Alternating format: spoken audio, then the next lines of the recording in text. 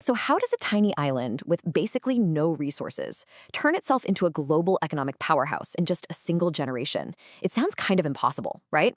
Well, it's the real life story of Singapore. Today, we're going to break down the core principles behind this incredible journey, pulled straight from the memoir of its founding father, Lee Kuan Yew. You'd think the birth of a new nation would be this triumphant, amazing moment. But for Singapore, it started with a sense of complete crisis. When the country was suddenly kicked out of Malaysia back in 1965, its leader wasn't celebrating. As you can tell from this quote, he was just drained, physically and emotionally exhausted, staring into a future that looked pretty hopeless. And that right there is the starting point for one of the most remarkable turnarounds in modern history. And, that feeling of hopelessness made perfect sense. Singapore wasn't some grand project. As the book tells it, it was really a country by accident, an impossible nation born out of a crisis, facing a whole sea of problems. And just think about how stacked the odds were.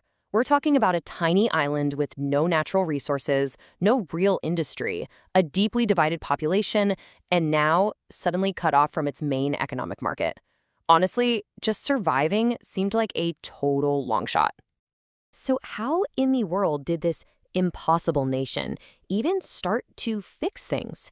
Well, the book lays out three core pillars that were the foundation of their whole strategy.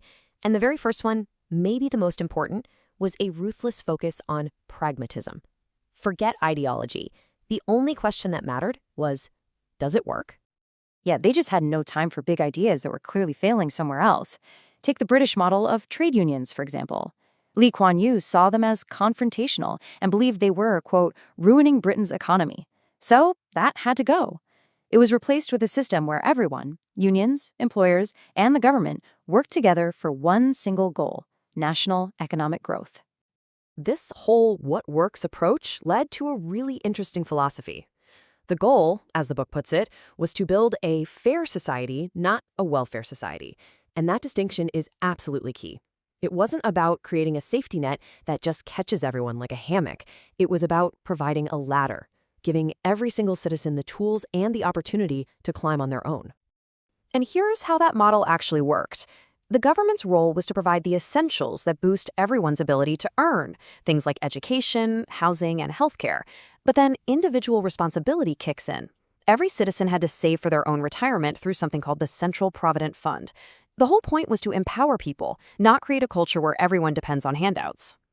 Okay, so that focus on pragmatism leads us right into the second pillar of their strategy. And this is where things get, well, a little controversial. The idea was that to get any economic progress, you first needed absolute stability. It was the non-negotiable foundation for everything else. And the book doesn't mince words on this. As you can see from the quote, the whole Western idea of a totally free press was seen as a luxury that a fragile new nation just couldn't afford. The argument was simple. National survival and a unified sense of purpose had to come first, above all else. So how did they pull this off? Well, they had a very clear two-step playbook for dealing with the foreign media. It wasn't just censorship.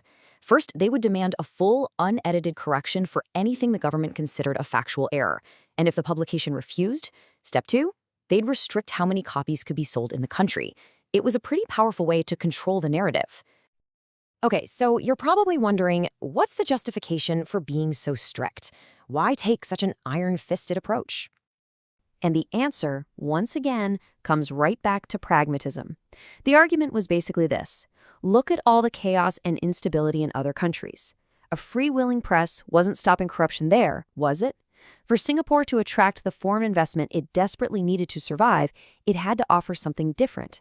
It had to be this island of absolute order and predictability. Stability wasn't just a policy. It was the main product they were selling to the world. So you've got stability as the foundation. But how do you actually build the economy? Well, that brings us to the third pillar. A brilliant and honestly a pretty counterintuitive strategy called leapfrogging the region. The book calls it the leapfrog strategy, and it's a fascinating idea. Lee Kuan Yew actually got the idea from watching Israel. The concept was to literally jump over their immediate neighbors, which could be difficult to deal with, and forge direct economic ties with the big players in the developed world, America, Europe, and Japan. And the parallel the book draws is pretty striking. You had Israel, which was forced to leap over its boycotting neighbors to trade with Europe and America. In the same way, Singapore strategically leapfrogged its own region. It went all in on attracting manufacturers from the West and Japan, turning itself into this essential hub for them to produce goods and export them globally. It basically made itself a vital piece of the world economy, even though it was tiny. So you've got pragmatism, social order, and this outward-looking economic strategy. When you pull all those threads together, the book comes to its final big conclusion. It argues that none of this, absolutely none of it, would have worked without one last crucial ingredient: the philosophy of leadership itself. There's this one anecdote in the book that is just so telling. Lee Kuan Yew is on a trip to Africa, and a government minister just casually admits to him that he's taxing imported shoes to benefit his own shoe factory. For him, that was a real light bulb moment. It just hammered home this core belief that the personal integrity of the people at the very top is everything. And that idea became the absolute cornerstone of his whole doctrine.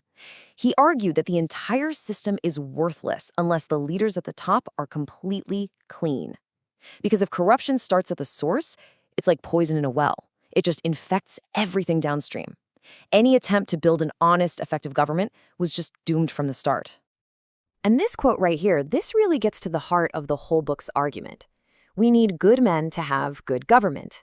However good the system, bad leaders will bring harm. At the end of the day, the core argument is that the character of the leaders matters more than the system itself. Good people can make a flawed system work, but bad people will destroy even the most perfectly designed one. So this book is so much more than just a history of one small country. It's a pretty provocative case study with a clear, if controversial, formula for building a nation. It presents a stark trade-off, and it leaves us with a really tough question that, frankly, countries all over the world are still grappling with today. In the pursuit of security and prosperity, what is the right balance between freedom and order? There's no easy answer to that one.